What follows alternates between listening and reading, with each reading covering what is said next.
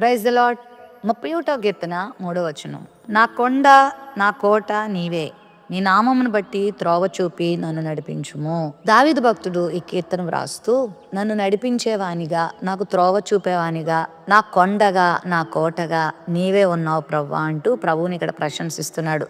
నిజంగా దేవుడు మనల్ని నడిపిస్తే మనం ఎక్కడ కూడా దారి తప్పం. దేవుడు మనల్ని తప్పుదారిలో నడిపించడు. శ్రేష్టమైన బాటలో, చక్కని బాటలో ఆయన మనల్ని నడిపించే దేవుడే ఉన్నాడు.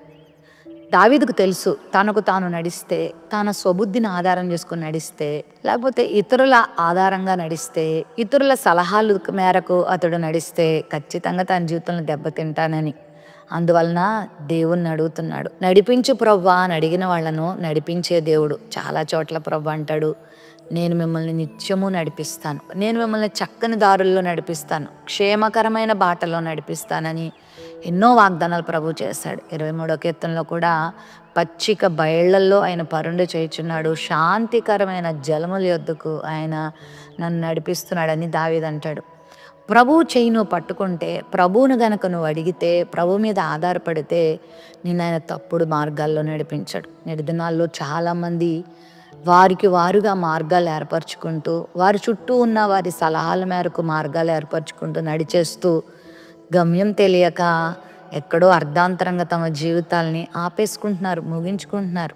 నువ్వు దేవుని చేపట్టుకుంటే, దేవుని సహాయం అడిగితే నువ్వు చేరవలసిన గమ్యానికి ఆయన నడిపిస్తాడు. నిన్ను సంతోషకరమైన గమ్యానికి ఆయన నిన్ను చేరుస్తాడు. ఆయన మాట తప్పడు. ఆయన నిన్ను మోసం చేయడు. ఆయన నిన్ను నట్టేట ముంచడు. నిన్ను మధ్యదారిలో వదిలిపెట్టేసి వెళ్ళిపోడు. ఆయన నిరంతరము, నిత్యము, సదాకాలము నీకు తోడుగా ఉండి నిన్ను గమ్యానికి నడిపిస్తాడు. ప్రస్తుతం ఈ మాయలోకంలో, ఈ అంధకార లోకంలో, ఈ పాపలోకంలో ఎటు పోవాలో అర్థం కావట్లేదా? త్రోవ తెలియట్లేదా? నీ ఉద్యోగ విషయంలో కానీ, నీ వ్యాపార విషయంలో కానీ, నీ కుటుంబ విషయంలో కానీ, నీ కెరీర్ విషయంలో కానీ, నీ ఆరోగ్య విషయంలో కానీ ఏం చేయాలో తోచని స్థితిలో ఉన్నావా? అగమ్యగోచరంగా నీ పరిస్థితి ఉందా? అయితే నువ్వు కూడా ఎందుకు ఈ ప్రార్థన చేయకూడదు? అయ్యా, నీ నామం బట్టి త్రోవ చూపి నన్ను నడిపించవా అని అడిగితే ప్రభు నిన్ను నడిపిస్తాడు. ఆయన గొప్ప దేవుడు. నీకు నీ కొండ, నీ కోట ఆయనే, నీ దుర్గం ఆయనే, నీ ప్రాకారంగా ఉండేటువంటి ఇల్లు ఆయనే. నేను ఆయన ఎప్పుడు కూడా మోసం చేయడు.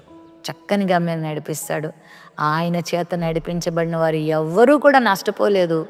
ఆయన చేత నడిపించబడిన వాళ్ళందరూ కూడా ఉన్నత శిఖరానికి చేరారు, గొప్ప కార్యాలు అనుభవించారు, ప్రపంచానికి దీవెనకరంగా మారారు, దేవునికి మహిమార్థమే జీవించగలిగారు. మరి నువ్వు కూడా అట్టి జీవితాన్ని జీవించగలవా? ప్రేమ నమ్మకం కలిగిన మా తండ్రి, నీ చేత నడిపించబడిన అనుభవం మా అందరికీ దయచేయి. ఈ వాగ్దాన్ని వీక్షించిన మమ్మల్ని అందరినీ త్రోవ చూపి నడిపించి శ్రేష్టమైన గమ్యానికి చేర్చమని యేసు నామములో ప్రార్థిస్తున్నాం తండ్రి. ఆమేన్.